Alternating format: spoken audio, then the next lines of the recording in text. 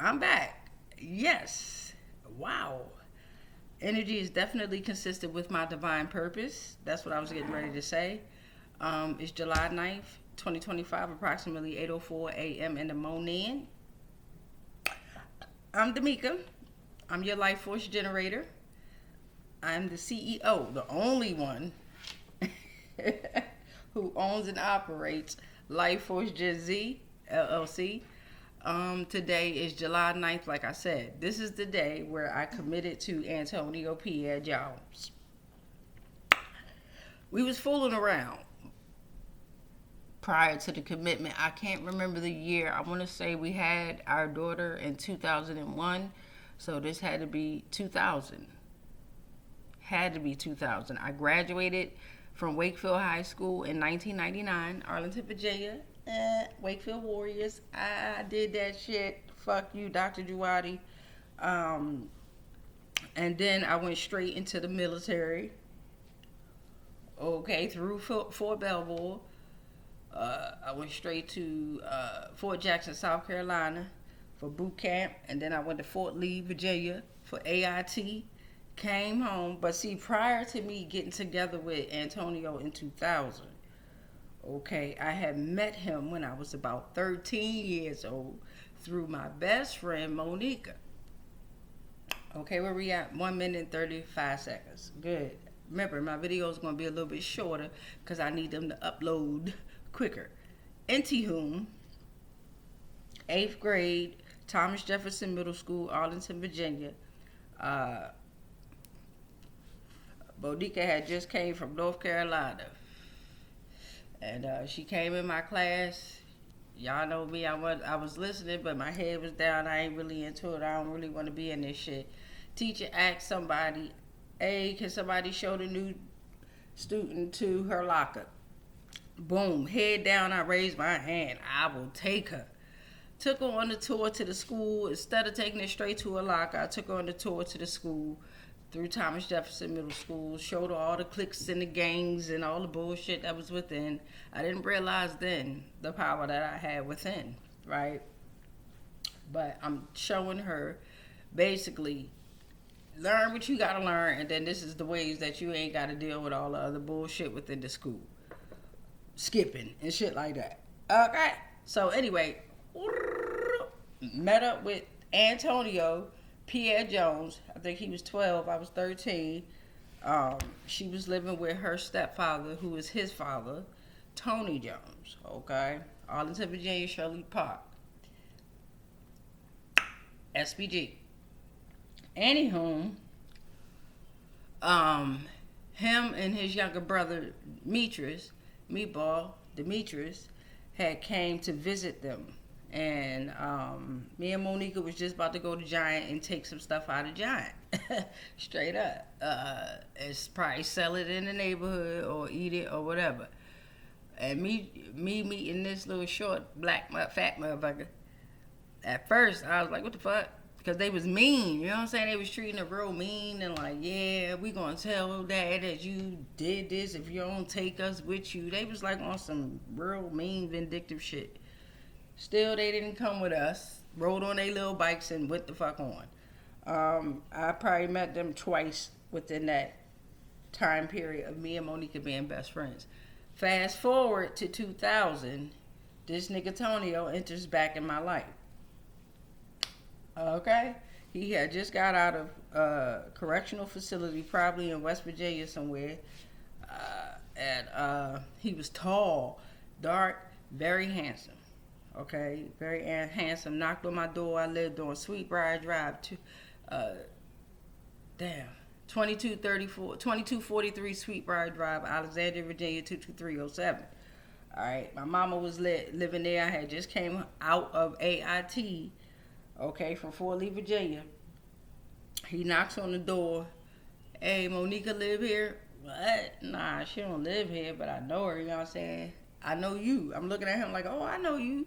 I mean, he like, yeah, I'm her brother. Woo, woo, woo. So I don't really remember the rest. It's kind of foggy. Somehow we started talking. Probably asking for some weed or something like that. Y'all know me. Anywho, The relationship kicked off from then in 2000. 2000. We at 2025, y'all. This motherfucker still think he alive. I'm trying to tell you. This is why the importance of energy and spirit. You have to learn right at 5 minutes and 18 seconds. Whoever was born on May 18th, maybe this is relevant for you. Or August 15th, take it. Or May 1958, something like that. Or January 1958, May 1st, 80. Mix them numbers around. And don't mind me. My period off. I'm venting. It's July 9th. Fast forward to 2000. He came home. We ended up talking. It was around my birthday. There we go. Or probably like July 19th or something like that. Because we came upon the agreement that on July 9th, 2 weeks before my birthday, which was July 9th, okay, we was going to set our anniversary date, which would be July 9th, 2020, okay? My birthday, solar return, July 23rd, 1981. All right, so boom. Fast forward, we're in 2000. We kicking it. We going out to parties and shit like that. We doing dumb shit. Getting high, getting drunk. I wasn't really getting too high. I was still smoking weed, and I wasn't really drinking in the beginning. But I was still on my weed shit and just observing. I was a jokester, so I liked to joke when I came inside of the crowd. Like, if we went to a hotel party, I was the one that came in and was like, all right, who give a head first? Dumb shit like that. Knowing damn well I ain't sucking nobody dick, not even this nigga dick. You understand what I'm saying? So anyway, I had that type of socialism. You know what I'm saying? In the beginning, I was very outspoken, free. I used to freestyle, rap, battle, worked very hard, always worked, but then got with this nigga, met up with his family, yeah, wiping the ashes away, get the fuck out of here, ashes to ashes, dust to dust. So we're in a relationship. We're at 7 minutes and 35 seconds. We're in a relationship, and this relationship was hell. I'm gonna just keep it real with y'all. He ascended or stayed stuck. He died, or he was still stuck here. He's still stuck here. Okay, on August 11th, 2022. We got married August 11th, 2000 something. Damn, 2009, I think. Alright, we got married way back when. Alright, I hope I'm not losing y'all. August 11th, we got married. August 11th, he died. 2022. Correct? We still right there, right? When he died on August 11th, 2022, prior to him dying, this is decades of drugs, manipulation, mind control, spiritual attacks, emotional attacks, energetic attacks, spell work, rituals, cheating on me. This nigga get high and told me everything in the book, and I got high and wanted to pretend like I was him. Started texting motherfuckers, started calling motherfuckers, trying to use his voice. This shit was weird. I'm locked in rooms with him for 4 days straight, no food, just Molly, heat, no water. This nigga stuck on porn, this nigga stuck on fantasies, I'm trying to keep him away from the children. I'm using that as an excuse as well. I'm getting high, but I'm like, I ain't signed up for this type shit. This nigga saying shit. He following shit. Now, who that? Nigga, it's you. It's every version of you or whoever you done fucked around chasing you. Because I ain't want to really get the children scared, but I saw the shadows too. But the shadows wasn't fucking with me. What was fucking with me was I was scared because I'm like, oh shit. This nigga really seeing these grays, these shadows, fucking with him. You know what I'm saying? So a few times he was high, he asked me, yo, you see this shit? We at 9 minutes and 50 seconds. I'm like, yeah. Yeah, I see it. But they not for me. They for you. The moment I said that, my life was already a living hell, but it was like, you're the devil, you're a demon, you're trying to kill me, you and the children, you and the kids, because I got children. He was calling them kids. It's a big difference between children and kids. Keep that in mind. He always was in and out of jail. In and out of, not jail, I'm talking about prison type, Big Sandy type, Dan Monez type, type, you know what I'm saying? This nigga come home talking about putting up the set, putting up his number type shit. Yeah, nigga, I was 719999083 type shit. Cell block D44, 1 underground 7 times, come back up, went back down. You don't know how far I went back down to the facilities, came back up. You don't know if it's me or Tyrone that they clone type shit. Okay, let a nigga get high, then you think they high talking shit and they really telling you some shit. Anyway, let's rewind back to the year of 2013. Around the time Obama bitch ass let up some fucking law where these niggas was able to get out of jail because crack wasn't equivalent to motherfucking cocaine. Okay. So this nigga get out of jail in 2013 after doing 5 years, I think. It was either almost 5 years or almost 6 years. Mind you, prior to him getting out, we got 11 minutes. I gotta hurry up. Prior to him getting out in 2013, he was always in and out of jail. I'm talking about years. I told y'all, this is prisons, not correctional facilities, baby. He done hit up every county within our relationship. He done hit up every county. I know y'all remember him in Stafford and Fredericksburg. Don't play. Y'all remember what happened in there. Y'all remember what happened in all these hotels within all these counties, Fairfax County, Prince William County, and T-Home. Within those times, 12 minutes, he was in and out of jail. Okay, in and out. Get out in 2013. That's when the Molly era came. Molly, because you couldn't detect stuff inside of your pee. In fact, each time they would figure out how to detect what the MMDA was, they would switch a little ingredient just to make it so your ass can still be high, still be out here tripping and doing that dumb shit, all that dumb shit. Now the motherfucker smoking the Molly. Okay, don't get me wrong. Back then, I was chewing the motherfucking nuggets up because I didn't want this nigga to be high. At the same time, I was still able to control my mind to a certain extent because he had control over my mind, my emotions, my spirit, everything. Okay, this is deep. Anywho, fast forward back. Remember, we went back in 2013. Let's come back to 2022 when he died. August 11th. He was on crutches. That happened in 2017. That happened in Woodbridge.